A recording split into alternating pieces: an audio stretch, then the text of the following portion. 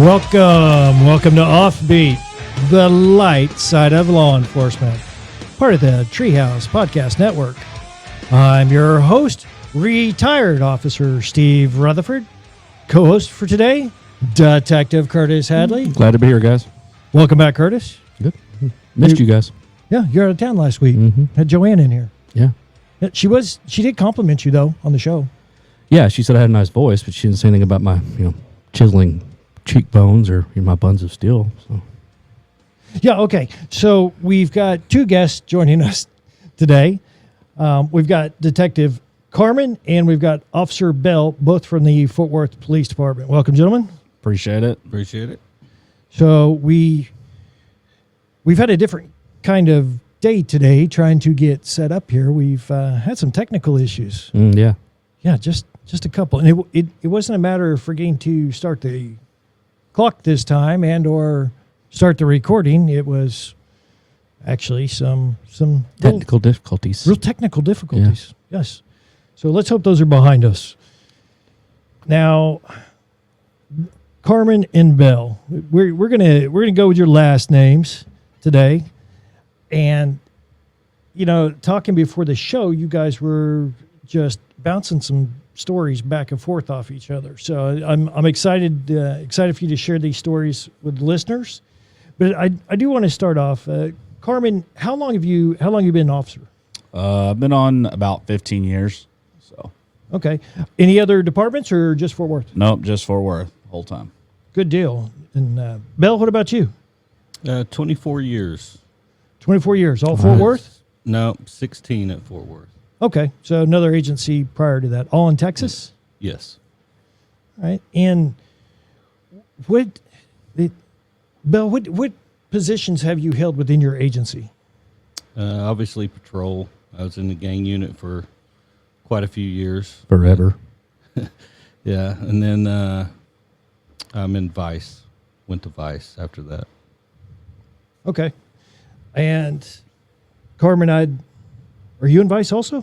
I'm currently not in Vice. I did some time in patrol, and then I went to narcotics for about 8, almost 9 years while I was there. Did some time in narcotics, and then did a canine interdiction. My last year before I promoted to detective, went over to Vice just before Jay got the boot out of gang. And I wasn't going to bring that up, but yeah.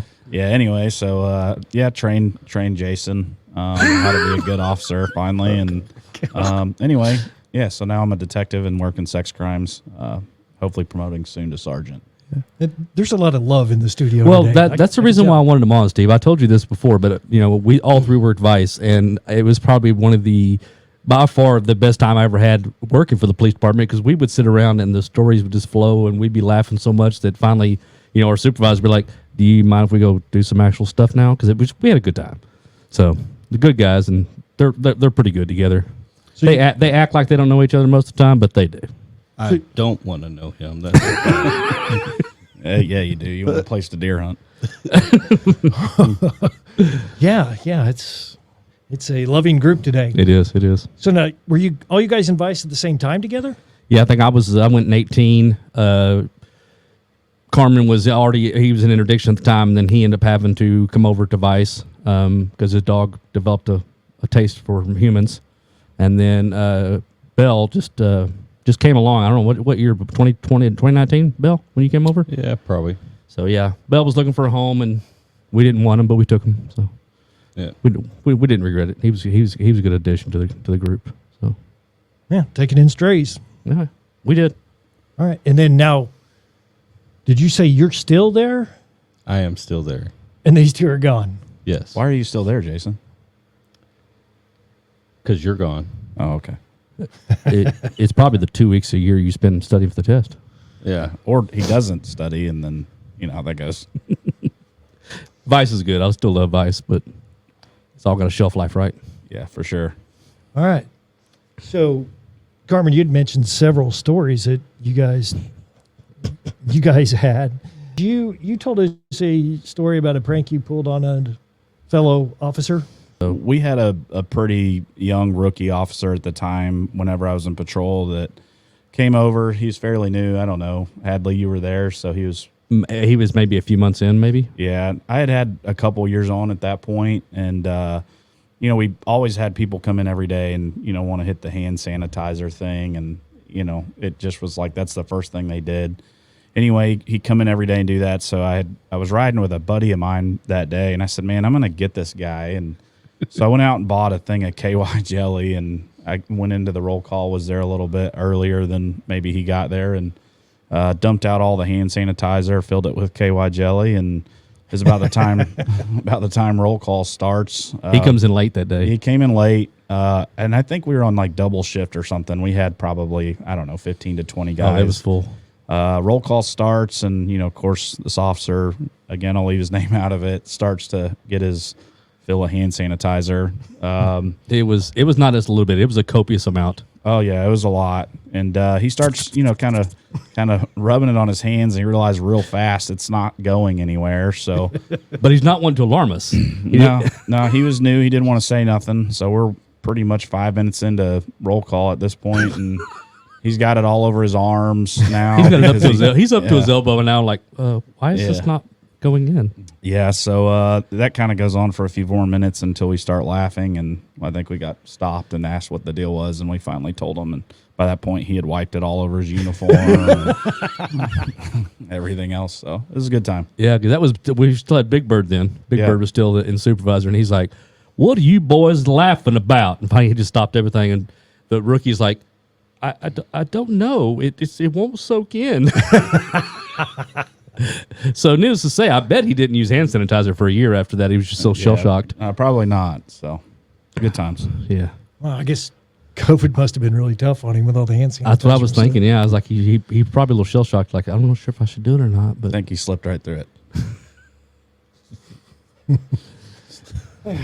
right. So, you all right down there, Bill? I'm good. And you were talking about some fingerprinting you did in a vehicle once. I did, yeah. At one time we had an officer that stuttered real bad, and he was actually a good friend of mine, and he had a ride-in, and he was talking trash to me, and I told him, "Hey, I don't want to make you look bad in front of your ride-in." And a ride-in is that just like a ride-along kind of thing? Yeah, just a ride-along. It That's was a a video, female. It was a female, so he was trying to act big, and so I followed him around, and when he went to lunch, I took my fingerprint kit that they give us and got inside his car and fingerprinted his steering wheel and his computer, and so I also put coffee creamer in his visor where we keep our gas cards. Nice. And just so our listeners know, fingerprint powder, this is ash. This It's stuff, like black carbon, right? You Or something like can't that. get it off. No. Yeah, the stuff is horrible. And I did crime scene for many years, and yeah, it ends up everywhere. You think you're being careful with it? No, it's all over your clothes. It's all over the place. Well, I remember in the academy, they always told us, hey, just tell whoever it is if they asked, just use a mild soap and some warm water, it'll come right off. Oh, no, go screw yourself. It does not come off that way. No. So you put this all inside his car. Everything that he would touch. And it's dark in the car, so he ain't seeing it. He ain't seeing it. And you said you put coffee creamer above the visor? Yes. A lot of times people use baby powder, right? Oh, So those are amateurs. Yeah, baby powder you can get off quite easy. Coffee creamer, No. you cannot get it out. It'll stay there for years. All right. Well, please go on. Let's see how this goes. So I follow him around, and he ends up on a call, so I pull up, and his ride-in's kind of laughing, and I get out, and I go to the car, and I look in, and there's wipes all in the passenger floorboard with just black stuff all over it, and he's got black stuff on his face and everything, and he comes out, and he goes, I know you did it. I know you did it. And I go, did what? And he said, fingerprinted my car. And I said, I don't carry a fingerprint kit. And he goes, pop your trunk. Well, when I did it, I actually was in a hurry, and I threw the fingerprint kit in the back seat. Perfect. So I popped my trunk. He looks in it. He's going all through my trunk. And then he kind of convinced that it wasn't me. And I said, hey, he gets back in his car. And I said, hey, I don't have a gas card in this car. Can I borrow yours? Which is perfect because you let us know just a little bit ago that you keep your gas cards on top of the visor. Yes. Outstanding. So he's looking at me, and he pulls down his visor, and all this coffee creamer just goes all over Yes. him. And I obviously take off at the time. So when I leave, I go back, and I broke into his locker where his other uniform is, because he kept a couple of uniforms, and I grabbed his name tag, and I switched it out with, I'm about to say his name. Well, let's just say it started with an S. It started with an S. I know he's no longer in the department anyway, so, but yeah, Yeah. he started with an S. It started with an S, and I put like 6 S's in front of his name On his name tag. on his name tag. And again, this guy stutters pretty bad. And we went to a call. Him and actually a sergeant on our department now. They were riding together, and the guy said, "What's your name, officer?" And he looks at his name tag and starts going. Well, the officer thought that he was making fun of his stutter and gets mad, and then he looks down at his name tag and sees that I changed it, and he actually left that other officer there mad at me, and then the other officer calls me to come and pick him up. So I gave him a hard time for a long time. Do you often wonder if he has like a voodoo doll of you at his house? Just every so often, it's like the neck pain right there. Yeah. Yeah, he's no longer with us, but I mean, that was pretty funny. But he was so upset that he left another officer there. Oh, on the scene, yeah. Mhm. Then he was complaining about me, so that officer called me to come and pick him up. That's dedication. I like It it. is. You know, we've heard some good pranks from Fort Worth PD. It keeps the day moving. You know, all of us have had a prank pulled on us or have tried to pull a prank. Some are better than others, but Now, I did have a question for you guys. In the last episode, in episode 20, we had several surviving spouses of fallen officers, and one of them had mentioned that her husband previously worked for Fort Worth and mentioned Signal 50. yeah. You guys still have that? I haven't seen that in a while. No, they I think I can't remember his name. He was a lieutenant. He left. He was the only one that really kept it alive. Foster. Kevin Foster's the one. Kevin that Foster's the only one that kept it alive. I think he's with TCU now, but he one kept it alive. I think I believe he has a Signal 50 on Facebook. So, but And this was just documenting. it was Funny an stuff, Yeah, or- it was just a newsletter basically for all of us, and it would go over accommodations and just any kind of news that we wanted to know. But I mean, I don't think I ever saw one in my hand. So, I mean, I don't even remember my signals anymore. Yeah, that was mentioned in the last episode, and just wanted to. I said I'd follow up and see if you guys still did it, and then I forgot what the other part was. I think someone was asking about Fort Worth and doing some jokes and stuff like that. I think you were going to follow up if we still had body bags.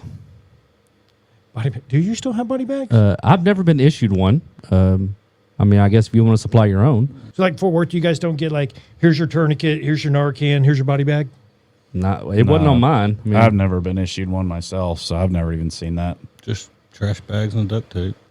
that sounds like a voice of experience. All right, Carmen, let's go back to we mentioned COVID just a minute ago and hand sanitizer, and also something very important during COVID was the toilet paper shortage. Yeah, it's pretty bad, but I mean, I think we first should start with Jason and how he came to us. Obviously, he had his experience in gang, and I think, Okay, wait, toilet paper reminded you of this, or well, just how, I mean, the toilet paper thing came up from me and Bell a long time ago, whatever. But when he first came to the unit, nobody really knew him or anything or kind of what he was from. So long before the toilet paper thing ever came up, I think we were doing an operation like picking up prostitutes or something. And this particular day we were wanting to, I guess we kind of watched this prostitute get in a John's car. She kind of gotten out it was a pretty short time later. I think you were there, right, Hadley? I vaguely remember it. Go ahead.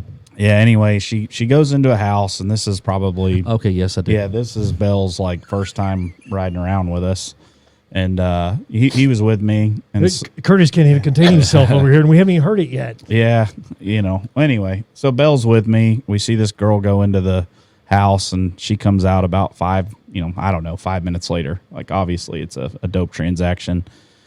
She goes kind of into the alley behind, and so I'm telling Jason, I'm like, hey man, let's go see if we can catch her, doing something, see if she's got any dope on her. And so we go around, park the corner. I think it was me, a couple other officers or whatever. And as we're going down the sidewalk, you got to understand, I've been at this point probably in 7-8 years in narcotics. Belle's coming from a gang unit, very tactical, So we're going up the sidewalk, and I can kind of see through the fence slats that the girl has now sat down, and I'm thinking, she's probably going to pull out her syringe or whatever she's going to do pretty quick. Well, I just hear Belle in my ear say, "Hey, dude, we got to attack the corner." I said, "What do you?" So what do you mean attack the corner? He said, "No, dude, he basically describes a dynamic entry into the alleyway." And so, out of nowhere, he's just like, "Are you ready?" I'm like, "Yeah, let's just walk around the corner." No, man, he's like, "Attack the corner." And so kind of go off around the corner, and we get up on this poor lady, and she's holding literally a bottle cap full of heroin she had just mixed up, and she's terrified. Why she just didn't turn it over, and then we would have had zero evidence. I don't know, but ultimately we ended up. I think we arrested her, and that was Belle's first time in the vice unit. And needless to say, attack the corner was one of our triggers. Yeah. So, do you want to add to that? Well, I just got to say that I don't know how religious you are, but one day you're going to have to answer to the good Lord for your lies. And that happened. There was a lot of witnesses that actually happened. But going back to the toilet paper side of it, during COVID, there was a deal. We had a complaint come down from an MPO. There was a particular place on West Side. It was actually a sign shop. It had nothing to do with toilet paper, but they were buying toilet paper in bulk and then turning around and trying to price gouge people. So we got the complaint, and I think they asked who wanted to work it. And I said, well, the only way I'll work it is if I get a commendation out of it. We're going to do a UC deal on toilet paper. So Awesome. Yeah, so me and Belle set it up, and we bought 350 rolls of toilet paper. And I think shit. Yeah, no, yeah, literally.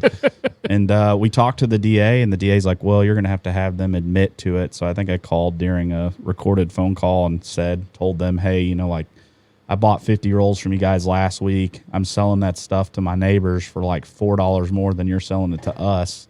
I just want to get 300 rolls. And so now they were kind of complicit in it. So, one of the most dangerous operations, obviously, we've ever done. That probably was the most dangerous, yeah. Yeah. Me and Jay roll up there, and so we bought 350, 400 rolls, and I think when we got back to the property room, we set it up with our guns and our mask, made it look like it was an awesome takedown or something. It was the dumbest thing we've ever done, and I never got a commendation out of it. So, do you remember what the unofficial code word name was for it? No, I don't. We called it Operation Skid Mark. Oh yeah, And we stuck with that until we went into the actual into the op room, and we're about to talk it over, and we're like, we're not doing Skid Mark because there's some people here. But that's what we called it in the office, was Operation Skid Mark. Well, and then all that work, I had to write. There was no go by for buying toilet paper. All that work, I remember me and our lieutenant sitting down, kind of looking at it. All that work, and the DA ended up not taking it. Yeah, it was kind of a bummer. Oh man, I wouldn't either. What's that accent you do? Yeah, man. Why don't you tell that story? You're better at that than me. Not really. You're a pretty good storyteller.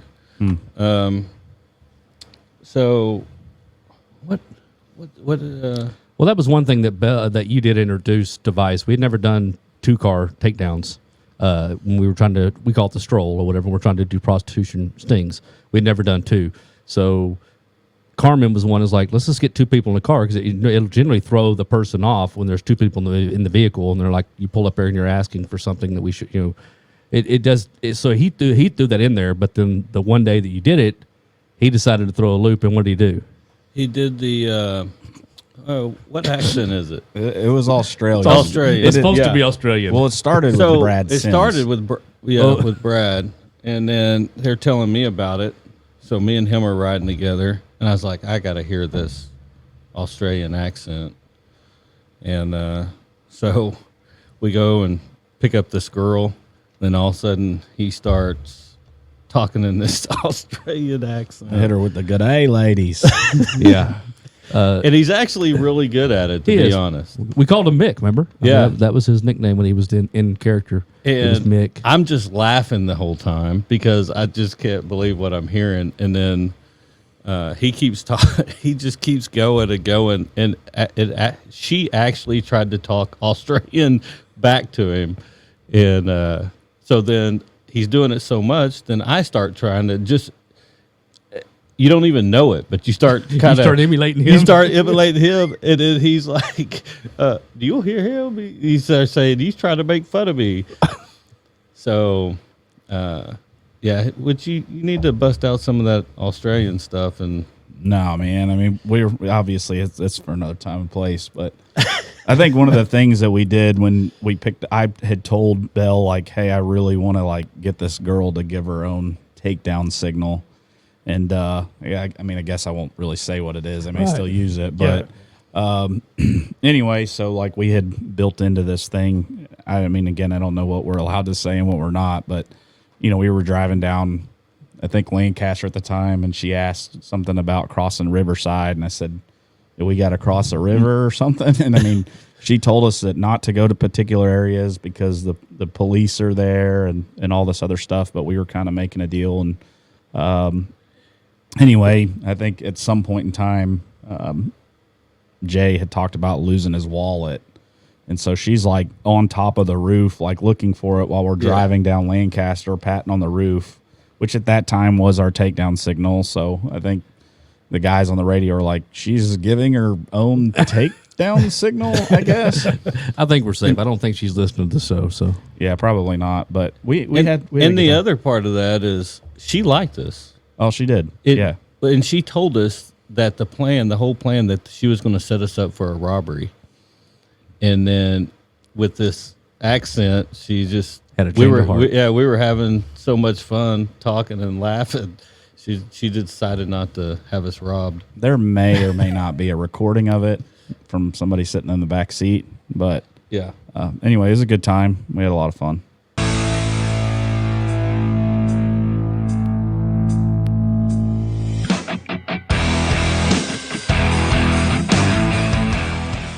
Planning for the future is challenging, and getting where you want to go in life requires strategies built around your unique financial needs. Alexander Financial Management is here to help you reach your goals. As fiduciaries, Alexander Financial Management will pursue the best solutions for you, no exception. While their decades of experience and service are available to everyone, Alexander Financial especially wants to help first responders and their families. The founder is a former police officer, and the executive team includes a retired fire captain and a retired police officer. Their extensive background in public service gives a deep understanding of the public retirement systems of Texas. So for retirement planning, investment strategies, life insurance, and estate planning, Alexander Financial Management has your back, so you can look forward. Get more info at alexfm.com. That's alexfm.com. Investment advisory services offered through Transcend LLC, a registered investment advisor. TE3 and Alexander Financial are not affiliated entities. Insurance products and services are not offered through TE3, but are offered and sold through individually licensed and appointed agents.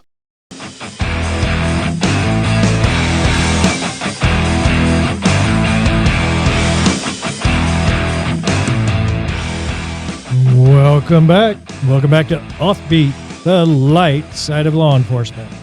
I'm your host, retired officer Steve Rutherford. Co-host for today, Detective Curtis Hadley. Glad to be here. We got two guests joining us in studio. We've got Detective Carmen and we've got Officer Bell, both from Fort Worth Police Department. Now, this segment sponsored by Alexander Financial Management. If you have questions about retirement planning, investment strategies, life insurance, or estate planning, check out Alexander Financial Management at alexfm.com. All right, Carmen, I got to ask you about this. You had mentioned a leprechaun? Yeah, so, this is, I think, still the time that Bell was pretty new. We have a park in Fort Worth that typically has some, I guess, homosexual activity. Some deviant sex activities. Yeah. You get guys that go over there kind of during lunchtime or whatever it is. And I mean, I guess it could be anybody, obviously, but you get people that go over there during lunchtime.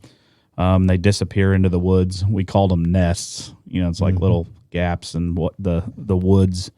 You get people that kind of meet in the park, and next thing you know, like they're giving guys or giving each other blowjobs or having sex in the park or whatever. And occasionally we had to do that in Vice when we'd have a complaint or wherever it was. Wait. You would have to do that in Vice. Not actually it. We don't do it. No, right. Okay, I didn't. Yeah. But it's also, if you have a newer guy in Vice, you want to take him over there and put him in that environment. So it's kind of a Initiation? trial by fire thing. Yeah, but there's always been this stigma that we'll leave you in the park or whenever you're about to get the case. And there's certain ways to make cases. Obviously, you get an on-view offense, or some guy will reach out and grab you, or whatever it is. You make the offense. It's pretty horrible. I mean, it's everything in your power not to just punch somebody. But we had to do it, and so I had taken Bell over there at the time, and I think actually Hadley was out on the opposite side of the park. I was still kind of newer over there. Honestly, like all hell had kind of broken loose. There was people walking all over the place. I think our lieutenant was eating Taco Bueno out on the bench, so that just threw an extra loop in everything. And we use this certain, wire, call-yo or whatever, but the more people that get on it, the worse it makes the reception, or the worse it makes the reception. So the more people jump on it, it's harder here.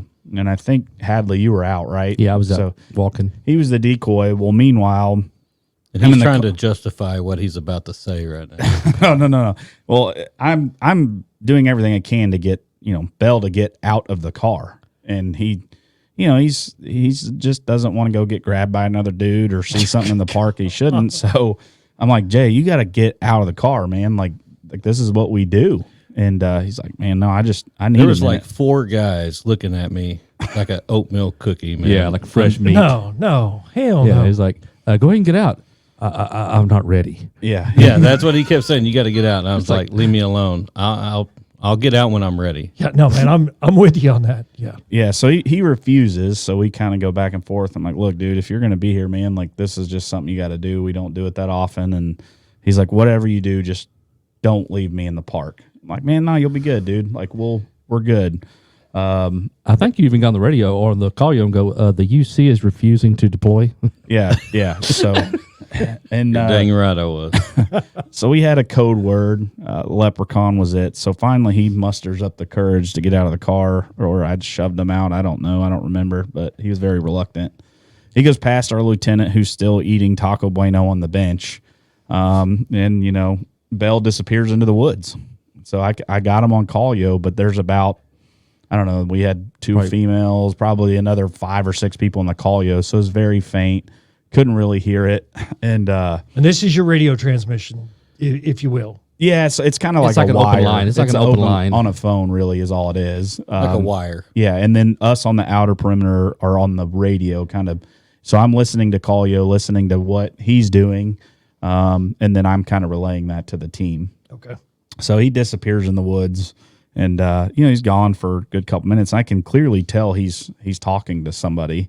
And of course Bell's going to say he's the victim in this, but not very much so. Not at all. Well, Hadley's out too. So like there's just all this stuff that's going on at one time. And I think at one point our lieutenant kind of goes up, finds, Bell in a nest with one of our arrestees. And so I think, there has to be some kind of act or something like that. And I think the LT kind of walks up and he's like, hey, are we going to do this or what? Well, it makes the guy very nervous. The guy is very attracted to Bell. obviously. For obvious reasons. Yeah, right. And so it's probably his accent. But anyway, he convinces him to kind of go away. And so now it's just Belle and this suspect there. And, they're talking, and I'm waiting on to hear this word, leprechaun, let me know. I mean, they kind of went quiet for a while. Like I thought maybe we went too far with Belle getting him in the park. And he froze or something, and it's staticky. Belle will tell this a different way, but the next thing I remember is that he is yelling leprechaun like out loud, yelling it. So of course we get out, we go up there. He's beat red. He's on his knees for some reason. I don't know. And True story. Yeah. So true story. we get him, and the guy kind of wanted. I think he tried to fight or something. Well, we get him back, and I set him down on the curb, and I just feel like this burning, on my back. I turn around and I look at Belle, and he is pissed. He's fuming. Yeah, he's mad, and he said, he's like, I told you, do not leave me in the park. And I'm like, I swear, dude, we could not hear you.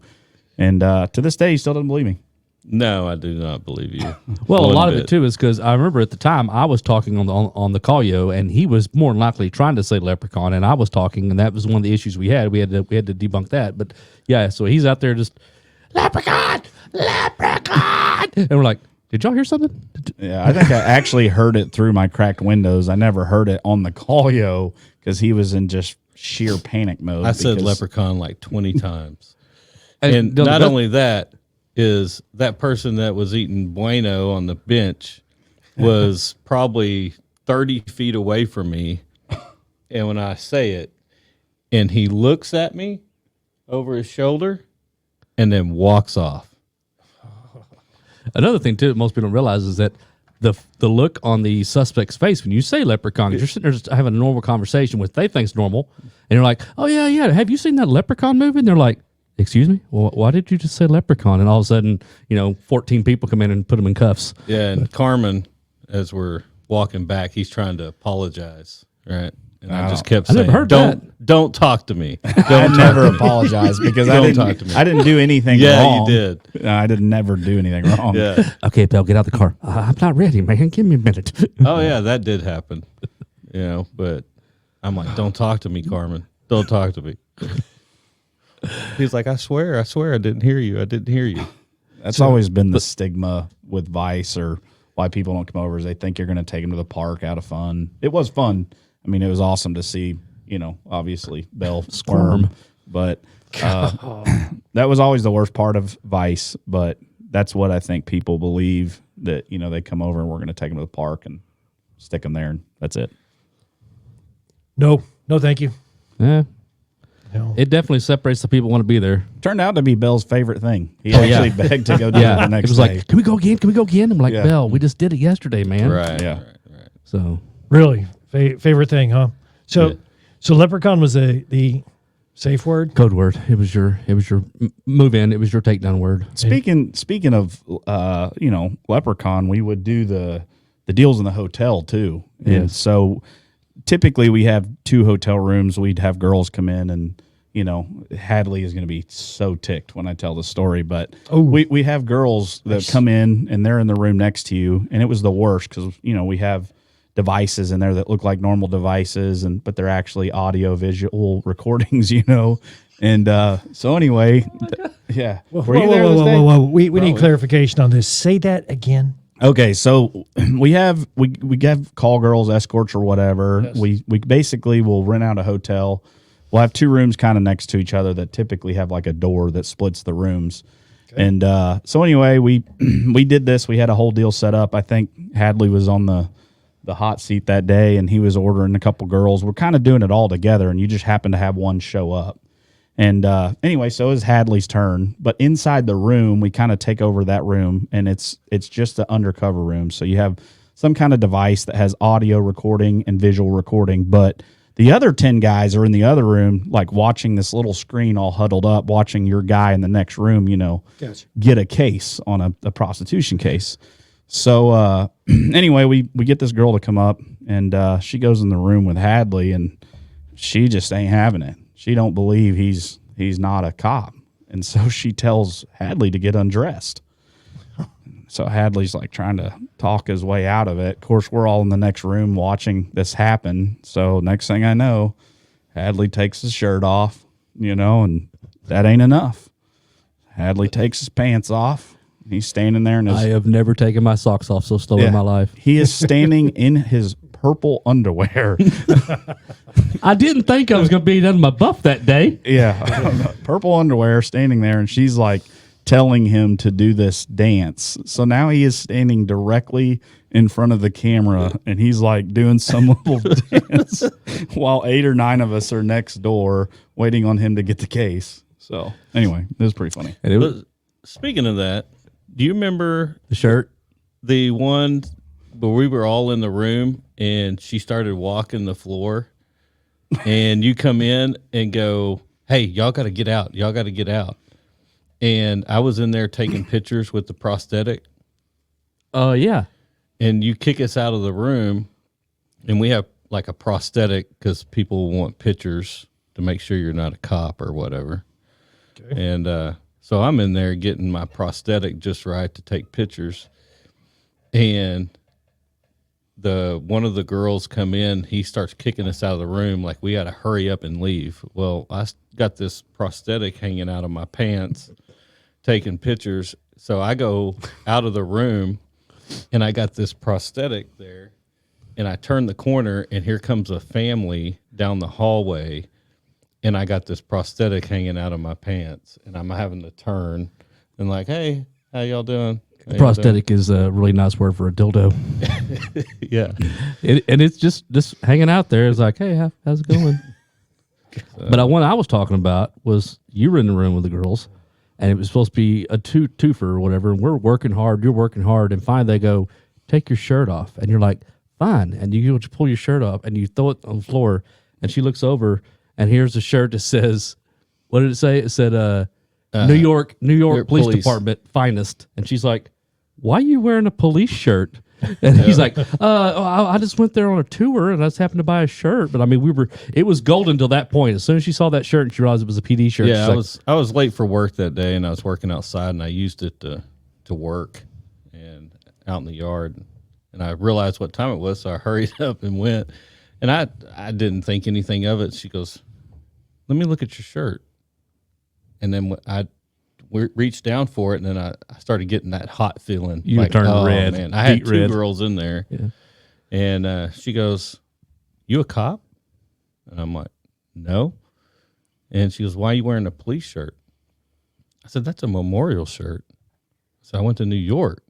I said, "If you don't have one of these, you're un-American." So, but I ended up getting them too. Finally talked them into it. Oh, man. We had a lot of good times doing that. For sure. But I'm glad it's over now. Except for you, Bells. You still got to deal with it. Oh, it's not good now that he's gone. It's probably not near as fun, no. No, it's not. He lies a lot, but he's a good storyteller. That's not at all true. I will admit that he can embellish, but most of the stuff he's talking about did happen. Yeah, no. Maybe even more sometimes. Yeah. He's holding back. Oh, well, Bill, you mentioned a camera you had.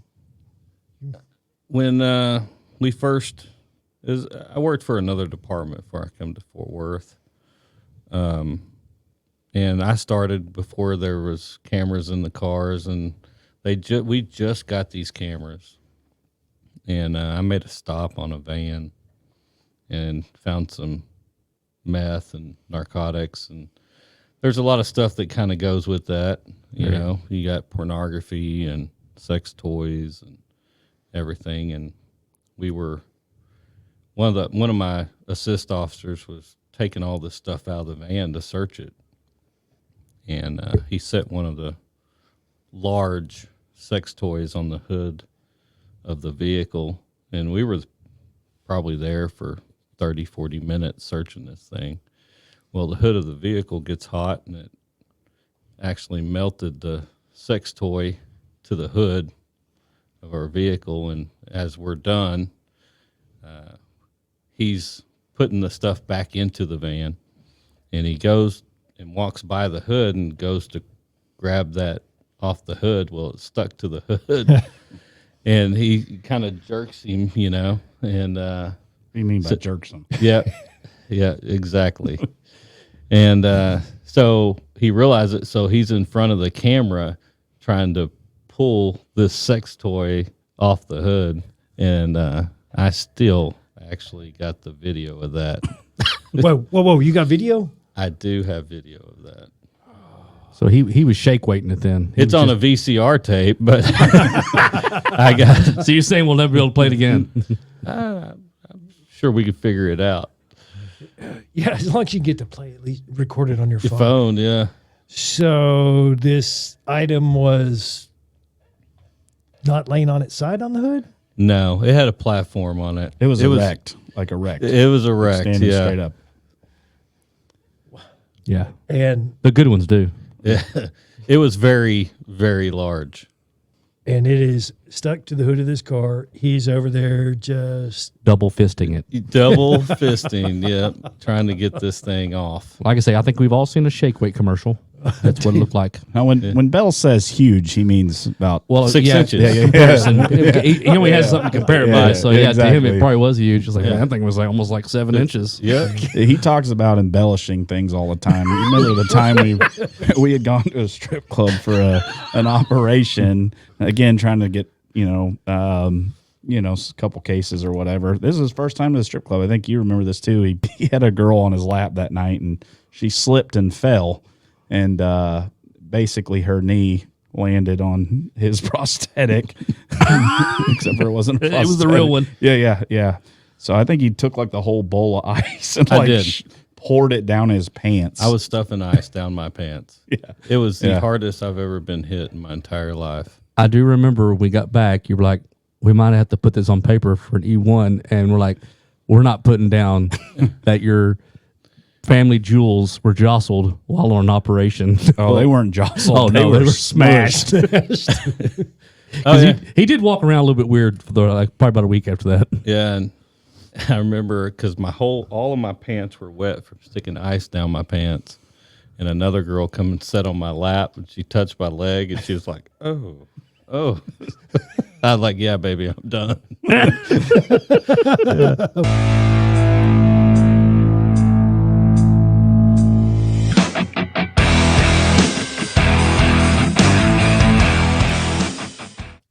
Let's welcome Daniel Cook from Cook DFW Roofing and Restoration into the studio. It's good to have you with us today, Daniel. Now, I still laugh when I think about the first time you and I did an ad together. I had the hardest time saying Cook DFW Roofing and Restoration.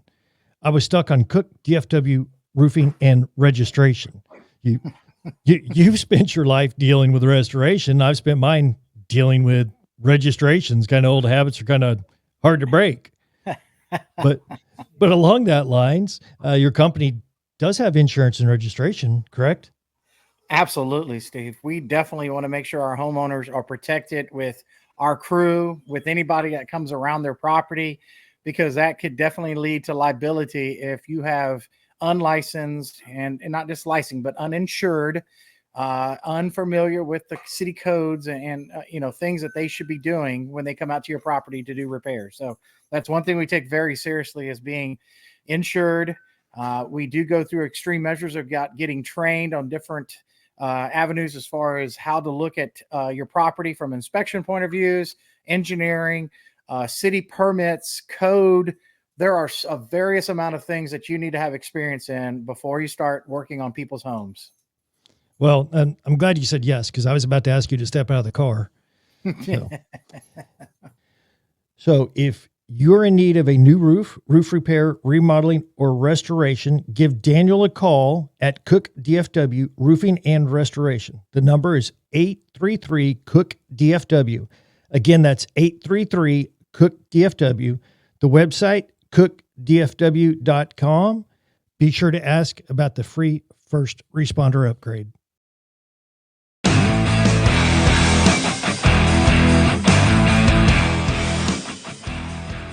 And we're back to more Offbeat.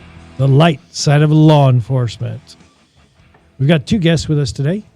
We've got Detective Carmen and Officer Bell from the Fort Worth Police Department.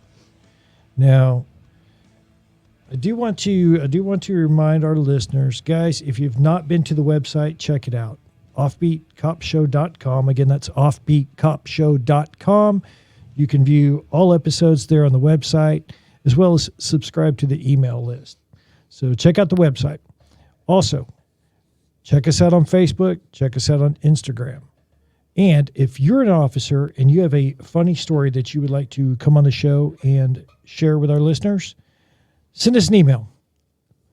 offbeatcopshow@gmail.com. Again, that's offbeatcopshow@gmail.com. Now, Curtis, you mentioned something to me in regards to one of the operations you guys had done before.